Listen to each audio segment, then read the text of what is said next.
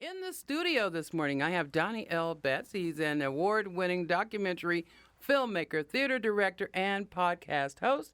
Now, his documentary music is My Life, My Politics, My Mistress, and the story of Oscar Brown Jr. Won 11 Best Film and Audience Choice Awards, aired on PBS Plus stations nationwide. Now, his latest project is August Wilson's Gem of the Ocean. It's good to see you again, Donnie. And also, you brought in Stephen Bill, who's playing one of the characters in the Gem of the Ocean. He is one of the characters. He's Citizen Barlow. Okay.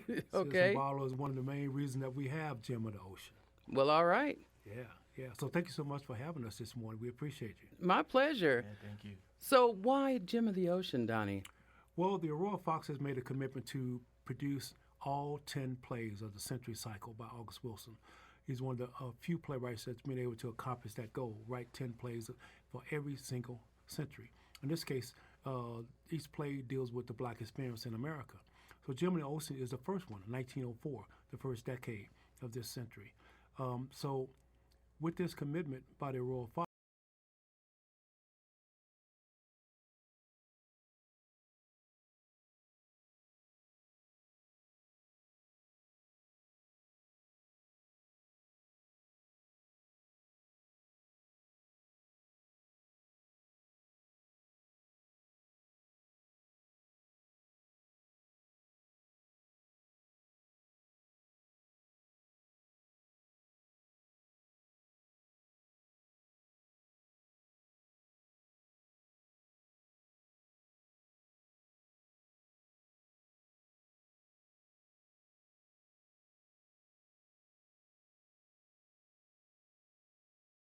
how he worked, how the character spoke to him. And so I knew a little bit about that process. So with Jim, I wanted to bring that flavor to Gem of the Ocean. And lucky enough, I had an outstanding cast, including this young man right here to my right, that helped me see my vision. Excellent. Well, how do you feel it's been received so far? Because I know you have just about a week left of it playing. Right, so you have to get your tickets soon. We close on April 14th. So, and the show is only playing Friday, Saturday, Sunday, and Sunday is a matinee. So I think it's been received very well. The conversations around the show have been all positive. The I don't really read reviews, but the articles have written about it. People have been really impressed with it, and the audience response has been the same. They've been really, as Stephen and I were talking off mic, that they seem to be really going with us on this journey, because it is a journey. Citizen Barlow, that Stephen plays, is come to this house, 1839 Wiley Street, by Aunt Esther. Aunt Esther means ancestor. So he needs to get his soul washed because he has a heavy burden. I'm gonna let him tell you about it. Okay. Yeah. Okay. Well, let's talk about you, Stefan. Now, can you share with us how you felt when you received the part, and how you feel about it now? You know, I'll be honest, I think I was a little nervous at first, feeling like maybe I'm a little young to play this role. Maybe I haven't experienced something that Citizen has gone through. But I think at a certain point I realized that these characters are within all of us, especially when it comes to the black experience, and the black experience specifically in America. And so I think I kind of leaned into that after a couple reads through the script, and I realize now that I'm just completely grateful to have done this role and to be a part of this production. Citizen Barlow is, an amazing person who finds himself in a situation that I think a lot of us can relate to, when we come at a crossroads and guilt can weigh on us. And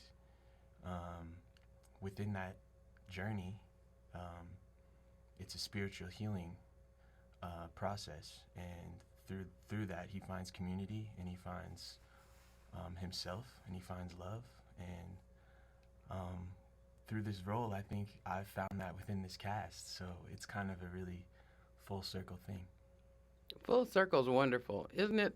It is. When you can just reach out there and do something and all of it just Yeah, comes together as one. Yes. That's a great story. It's a great story. So Yeah. you're not from Colorado, I take it. Where are I you am. from? Oh, you I'm are? born and raised in Denver, Colorado. Really? Yes. Where did you grow up? So, I kind of grew up in like southeast Denver, on the edge of Denver and Aurora. My family kind of moved around a little bit, but it was mostly Denver area. Okay. Park Hill, shout out Park Hill. Right on Park Hill. I'm from Park Hill. So where did you go to high school? So my parents moved, and I ended up going to Cherry Creek High School. I played sports throughout high school. Did a little jazz band, so shout out my jazz musicians. What'd you play in the jazz band? Alto sax. All Alto right. sax, Are you alto still sax. playing that? I've kind of fallen off shamefully. That's not a shamefully. You can always pick it up. You might have a role that you need to play the alto sax yeah, for. I plan and on picking it back up for sure. Okay. For sure. All right. And then I went to Metro State here in Denver as well. Shout out Road Runners. Shout out the Road Runners. I didn't find really acting until my end of sophomore year at Metro State. And to this day, I still don't really know what it was that compelled me to take that acting one class. But I'm glad I did. I sounds like you're glad. And I'm sure Donnie's glad you took it too. I'm very happy. Yeah. And, his musical background came in really handy, too, for this Gem in the Ocean. It is a drama, but there's a lot of humor in it. There's a lot of musical elements to it, too. So I want to, you got time for, I'd like Stephen to share just a little bit of an African lullaby he does in the piece. Oh, please do. Okay. Stephen? Yeah.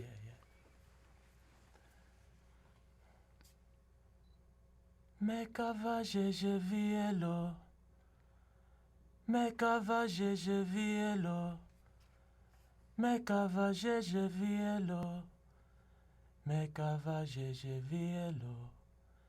Mekavaje je vielo. And then when you see the production, you'll understand where this is coming from. It's part of that journey we talked about, and he talked about, that happens throughout the play, that these characters go through. Each one of them has their own particular journey, and then as a unit, as a family unit, they're connected to each other too. None of them are related by birth, but they are truly a family. It just gave me chills. I'm just sitting here trying to. Ooh, man, that was beautiful. Appreciate it. That was beautiful. If nothing else, just go hear that voice. Yeah. And you've got all this wonderful music and historical journeys. I mean, life is a journey, regardless It of is. where you are. It is. But this sounds like an incredible journey through time. Yeah, It is, yeah. yeah. And like I said, it's the first of 10. Right. So get ready to scrap up and, for the 9 more. But right now, we want you to come to see this production at Aurora Fox Theater. We close April 14th doing a matinee. So you can get your tickets at aurorafox.com. I don't have a phone number offhand in the top of my head, but I usually do. But anyway, No worries. please get your ticket and come out to see us. We really like to see it. We also have some unique elements to the play that are all Denver-based, and that is that we have this quilt that I commissioned for the production. As a quilt, it's a map. It's a journey. The cast and citizen take a journey to the city of bones. And I won't tell you any more than that. They take a journey to the city of bones to get his soul washed. So that map is a quilt, and will take you there. And so the quilters are a local group, and it's just amazing. They do amazing work. So, and there'll be some quilts on display in the lobby.